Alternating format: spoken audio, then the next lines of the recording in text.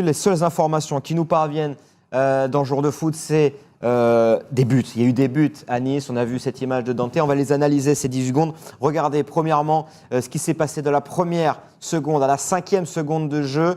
On a vu une équipe de Nice qui avait une bonne foulée. Clairement pas dans le prolongement de l'échauffement. On était tout de suite dans un match où tu mets les deux pieds dedans tout de suite et tu le vois à la fréquence. La fréquence de jambes. Et ça, c'est vrai que 5-6 secondes peuvent suffire. Okay. Et on voit une équipe tout de suite qui est tonique. On va dérouler vraiment seconde par seconde ce début de match. Regardez ensuite la deuxième phase, Elton.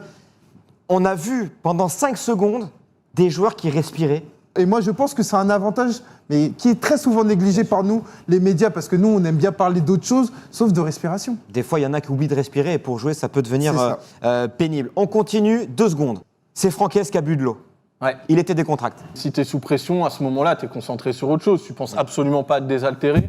Tu es sur ta tactique, tu es sur ta structure d'équipe, tu es sur tes replacements. 12e à 16e seconde. On regarde ces courses qui tendent vers un bloc bas de Nice, mais les espaces entre les joueurs sont respectés. C'est plutôt rassurant de voir. Moi, je suis très rassuré. Moi, le bloc bas, on a beaucoup reproché à Franquès d'avoir un bloc haut contre l'Olympique de Marseille. J'ai le sentiment qu'il a appris la leçon, qu'il a analysé le match et que le bloc bas va faire la différence. Donc, c'est pour ça, je suis très rassuré. 1 seconde, Tid, Elton, regardez, pour terminer.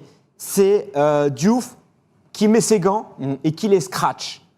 Là aussi, ça montre que le gardien est totalement concentré. Mais qu'il est totalement dans son match. Et évidemment, par rapport aux difficultés défensives de Nice dans cette compétition, il faut un gardien qui soit attentif, réactif. Mais aujourd'hui, dans le football moderne, on le sait, tous les gardiens ont des gants. Et donc, si Diouf a mis ses gants, j'ai envie de dire que Nice était très certainement prêt pour affronter l'adversité que représente le FC Porto. Donc là encore, moi, j'y vois plutôt un signal positif.